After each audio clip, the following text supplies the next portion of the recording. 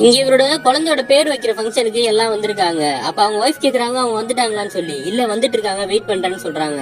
அப்ப அவங்க அம்மா வந்து கேக்குறாங்க, என்னடா போய் ஃபங்க்ஷன் ஆரம்பிக்குமான்னு கேட்டா, இருங்கம்மா கொஞ்ச நேரம் அவங்க ஒருத்தங்க வருவாங்க அப்படின்னு. யாரா உன் ஒய்ஃபோட சொந்தக்காரங்களான்னு கேட்டா, இல்லம்மா நான் சொல்றேன் அப்படின்னு சொல்றாரு. அப்ப அவர் ஒய்ஃபோட ஃப்ரெண்ட்ஸ் எல்லாம் கேக்குறாங்க, யாரு வர்றது, உங்க ஹஸ்பண்டோட சிஸ்டரான்னு கேட்டா, இவங்களும் சிரிச்சுக்கிட்டே ஆமான்னு சொல்றாங்க. கொஞ்ச நேரத்துல அந்த லேடியும் வராங்க. இவர் பார்த்துட்டு ஒய்ஃபை கூப்பிட்டு சொல்றாரு அவங்க வந்துட்டாங்கன்னு சொல்லி.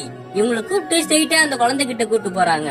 சுத்தி இருக்கவங்களும் அந்த லேடிய ரொம்ப பெரிய ஆளா இருப்பாங்களோன்னு சொல்லி பாத்துக்கிட்டு இருக்காங்க. இவர் ஸ்ட்ரெயிட்டா குழந்தை கிட்ட கூட்டு போனோம்னா இன்னும் ஃபங்க்ஷன் ஆரம்பிக்கலையான்னு அந்த லேடி கேட்டா, இல்ல உங்களுக்காக தான் வெயிட்டிங்னு குழந்தைய எடுத்துட்டு வந்துட்டு நீங்க தான் குழந்தைக்கு பேர் வைக்கணும்னு சொல்றாங்க. இவங்களுக்கு ஒண்ணுமே புரியல. அப்பதான் இவர் எல்லார்கிட்டயும் சொல்றாரு, என் ஒய்ஃப் பிரெக்னெண்டா இருக்கும் போது அவங்க கோவிட்ல இருந்தாங்க. 9 நாள் நைட்டும் பகலும் தூங்காம இவங்க தான் ஹாஸ்பிட்டல்ல கூட இருந்தே பாத்துக்கிட்டாங்க.